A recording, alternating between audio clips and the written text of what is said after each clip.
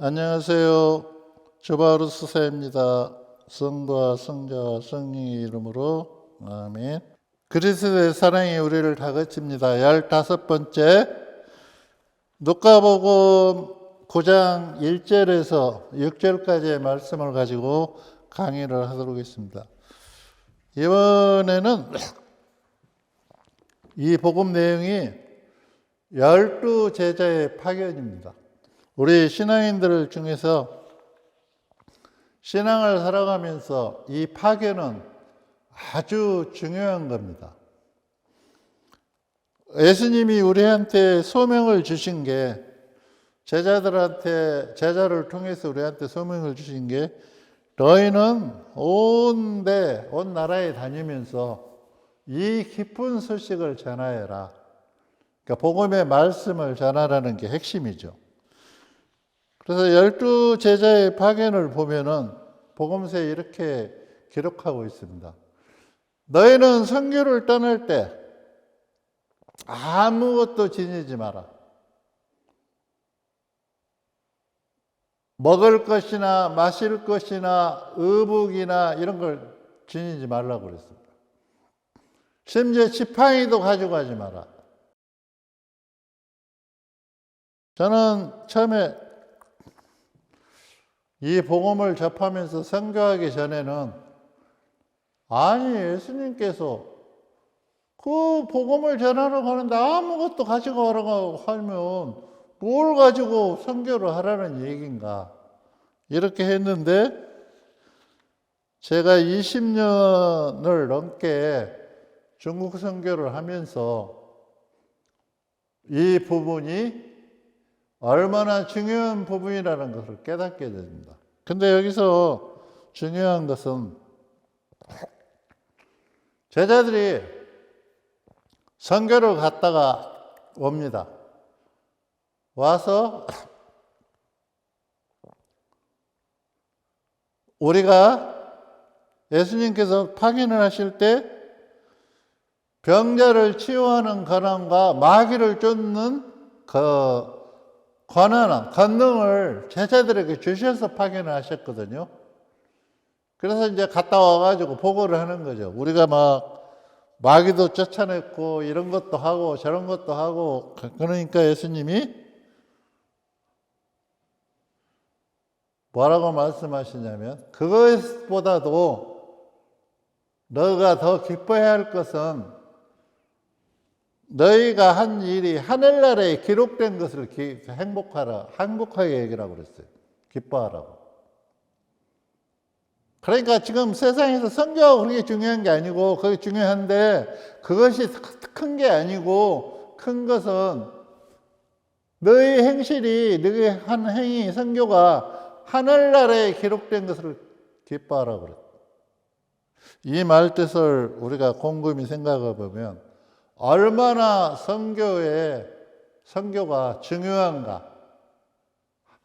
하느님의 계획 안에 선교는 핵심적인 중요한 일입니다.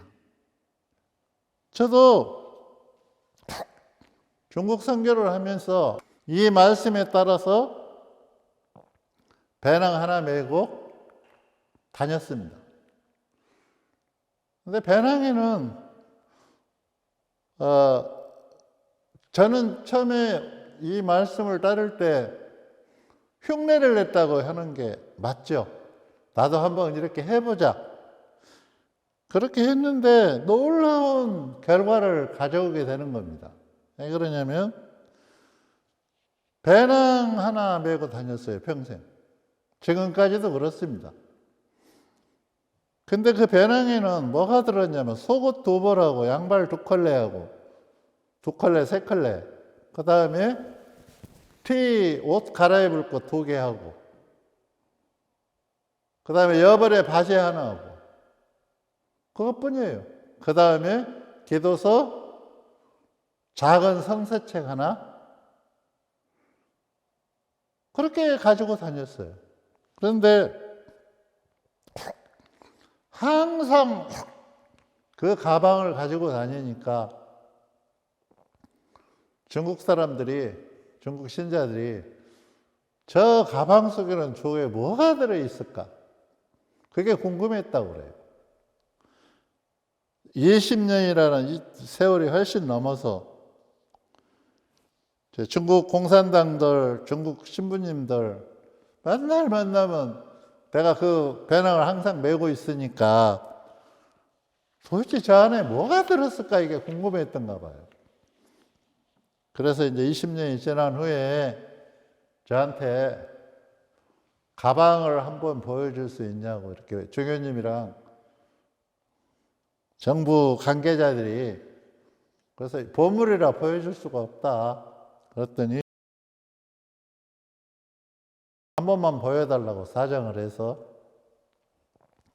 제가 배낭을 열고 보여줬어요. 다들 놀랬죠. 거기에는 바지 2개, 속옷 2벌, 양발 몇 켤레, 여벌의 옷, 그 다음에 배낭도 크지 않거든요. 그 다음에 기도소 묵주, 그 다음에 성경책 작은 거, 그 다음에 교리서 참 또 한 권, 교리 용어집 있어요. 그런 거 한 권. 이렇게 가지고 너무 놀란 거예요. 그래서 정부 사람들이나 중국 신부님들이 저보고 정말 선교사다. 그런데 제가 아무것도 없으니까 중국이라는 그 만주 벌판에 던져졌을 때 하느님께 매달릴 수밖에 없더라는 겁니다. 내가 만약에 풍부한 것을 가지고 돈도 많이 가지고 가고 선교하면서 여유 있게 가지고 가고 내가 뭐 어려운 게 없으면 그렇게 간절히 기도를 했을까 지금 생각해 보면 그렇습니다. 근데 중국이라는 그 공산국가에 그 살벌한 국가에 가서 너무너무 앉으면 간절하게 아무것도 없으니까. 그래서 중국 교회나 그 정부 사람들이 저보고 정말 가난한 수도자고 선교사다 너는. 그래서 저보고 돈을 요구하거나 이런 거 하지 않습니다. 왜 그러냐면 뭐 어떤 사람들은 돈을 주고 뭐 미사도 하고 뭐 이런다고 그래요. 근데 우리는 절대 몸으로 때우면 때웠지 절대 그런 것을 안 했어요. 그러니까 거기 주교님들이나 신부님들이나 신자들이나 수사님은 그런 거하고는 거리가 멀다. 오직 하느님 말씀만 전할 뿐이죠. 근데 바뀐 게 있다면 배낭이 25년 동안 3개, 지금 4개째로 바뀌었다는 거예요. 그래서 가지고 다니니까 떨어지더라고요. 자꾸도 나가고. 그래서 오늘의 큰 열매를 맺을 수가 있습니다. 제가 이렇게 체험한 것은 무엇을 가지고 있으면 하느님보다 거기에 우리가 더 의존하게 된다는 거예요.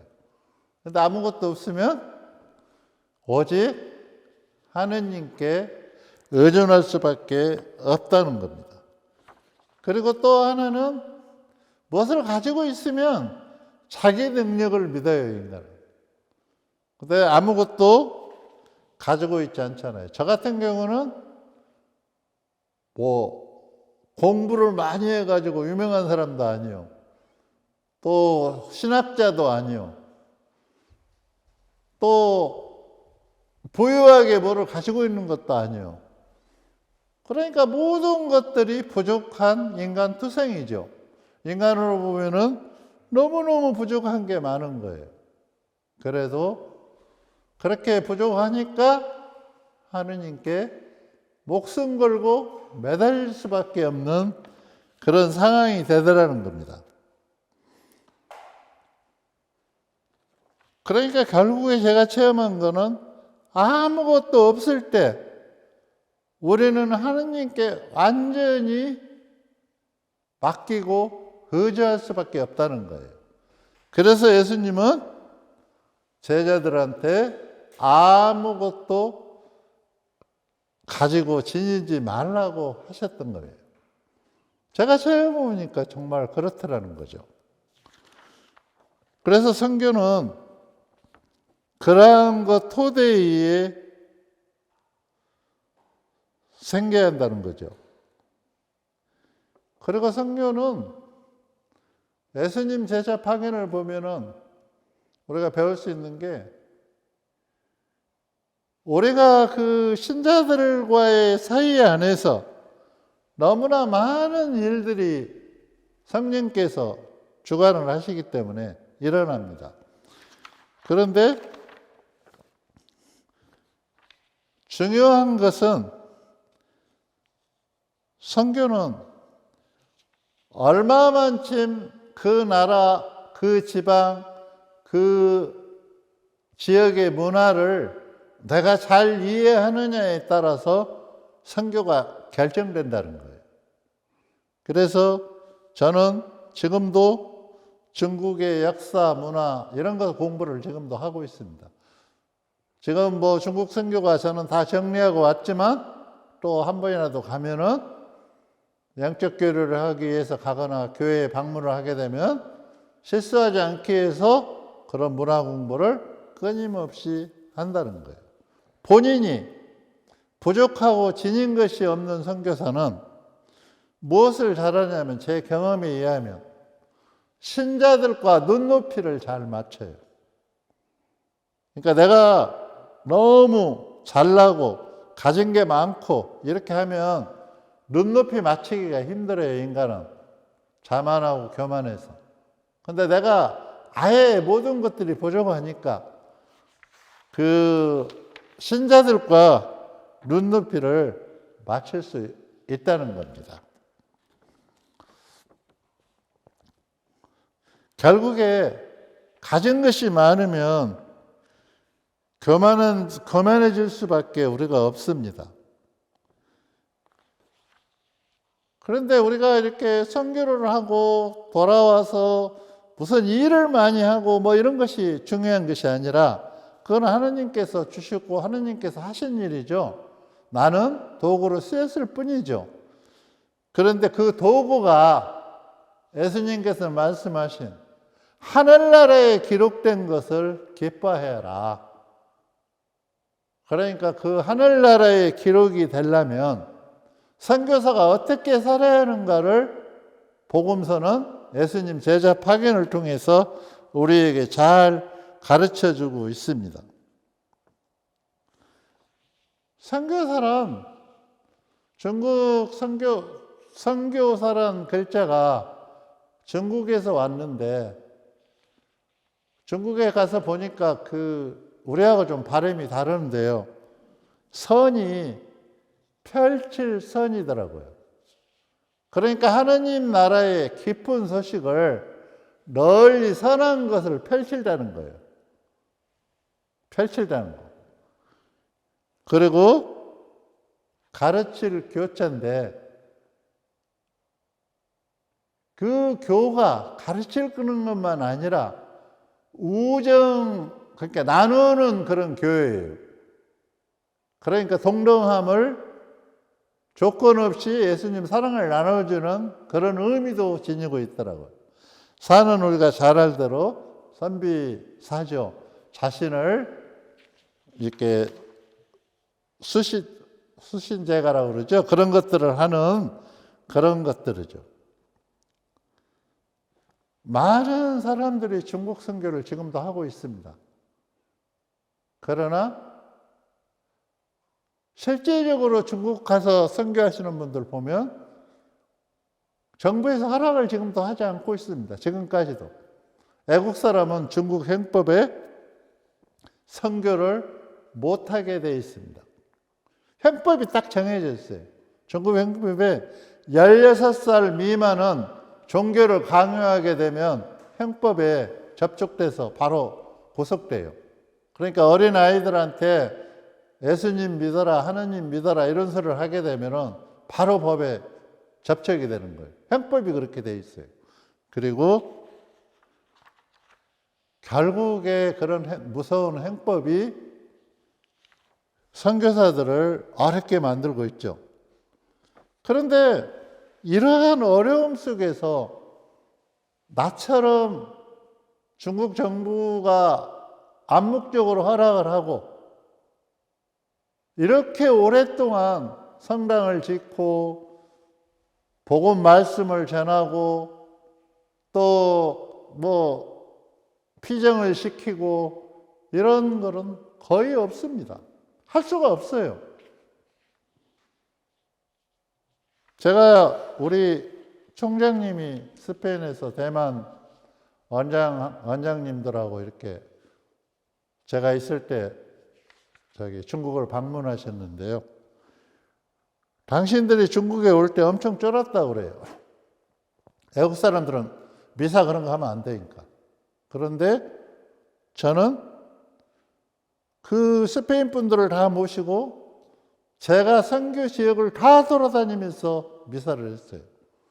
그런데 그 대만 사람들이, 대만에서 선교하시는 분들이, 우리 수사 신부님들이 스페인 분들이에요. 그런데 대만에서 사니까 중국말을 엄청 잘해요. 그래서 외국 사람들이 와서 몇백 명씩 모아놓고 미사하면서 중국말로 하니까 중국 신자들이 울고 불고 난리가 났어요.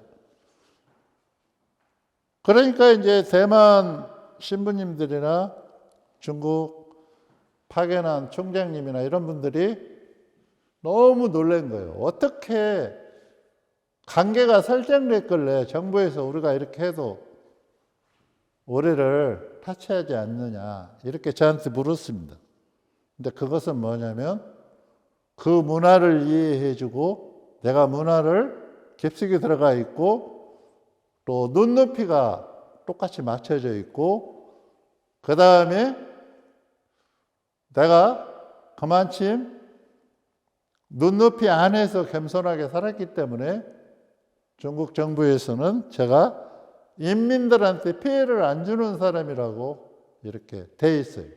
그래서 자기들이 법으로는 안 되지만 거기도 사람 사는 곳이니까 인간관계 안에서 많이 너그럽게 베풀어 주는 거죠. 그러니까 굉장히 그 사람들도 저한테 융통성을 발휘해 주는 것이죠. 결국에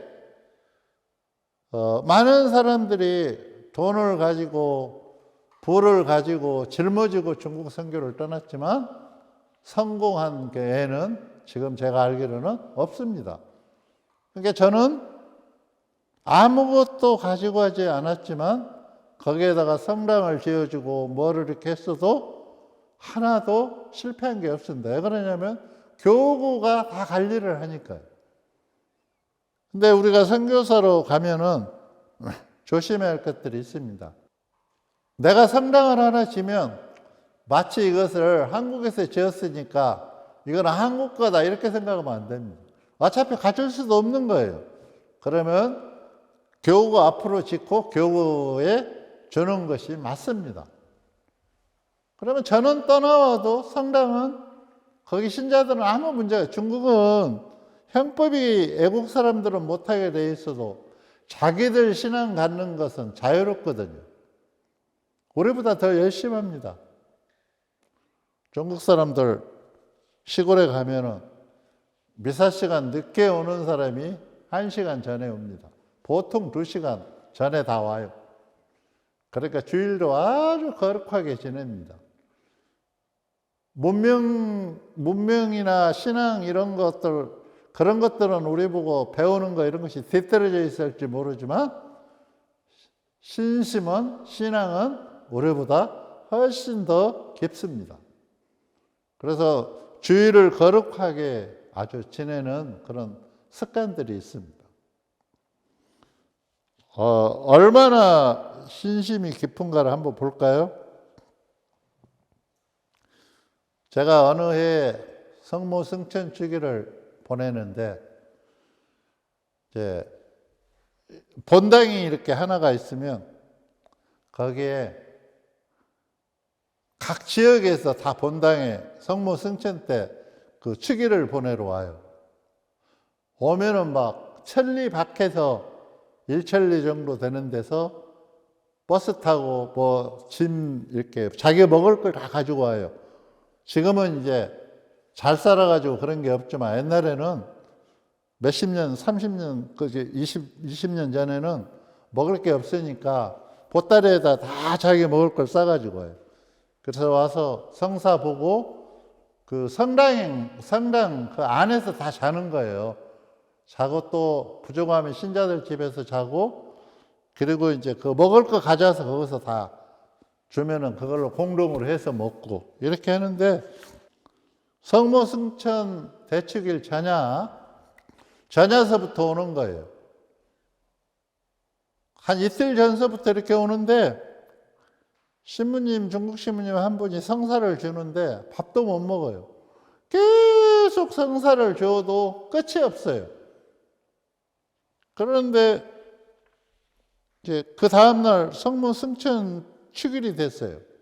축일이 됐는데 또 이제 아침 새벽부터 계속 성사를 주고 있는 거예요. 그런데 7명이 남았어요. 근데 미사는 10시인데 10시 15분이 되고 있었어요. 그래서 7명 했으니까 이제 금방 미사를 하겠다. 그렇게 생각했는데 갑작스레 회장님이 성사 보고 나오니까 다른 사람 못 들어가게 하자면 신부님한테 뭐라고 하니까 신부님이 나오시는 거예요. 성사를 주다가. 나와가지고 저보고 가자는 거예요. 어디 가요? 그랬더니 그 몇백 명이 지금 성당에 미사 지금 준비하고 있는 거예요. 다 기도하고. 종부 성사제로 가야 한다래요. 난 정말 놀랐어요. 그런 신앙을 우리가 가지고 사는가. 아니 지금 미사 시간인데 무슨 종부 성사를 주러 가냐 그랬더니 그거보다 급한 일이 없다는 거예요. 그래서 종부 성사를 주는데 따라갔어요. 따라갔는데 두 군데를 하나는 종부 성사가 아닌데 거기 간 짐에 그거를 보는데 보니까 뭐 이렇게 움막 같은 데서 할아버지가 그 굉장히 추운 때였는데 거기 계시는 거예요. 말도 잘 못해요. 근데 신부님이 성사 주고 나보고 중국 돈 있으면 좀 달라고 해서 내가 50원 주니까 그거를 거기다 놓고 오대요. 할아버지 보고 이거 가지고 뭐라도 사서 드시라고. 내가 너무 감명이 깊었어요. 그리고 이제 종부 성사를 주는 거예요. 가서. 종부 성사를 주는데 정말 놀랐어요. 그 환자가 종부 받을 사람이 이렇게 누워 있는데 다 나가라고 신부님이 거기에 이렇게 걸터 앉아요, 앞에. 그리고 가족들이 그 할머니와 관계된 아들서부터 손자까지 다 와서 성사를 보는 거예요. 참 감명 깊었어요. 그렇게 하고 나서 마지막에 그 돌아가실 분이 성사를 보더라고요. 좀 어떻게 그게 옛날식이라고 그래요.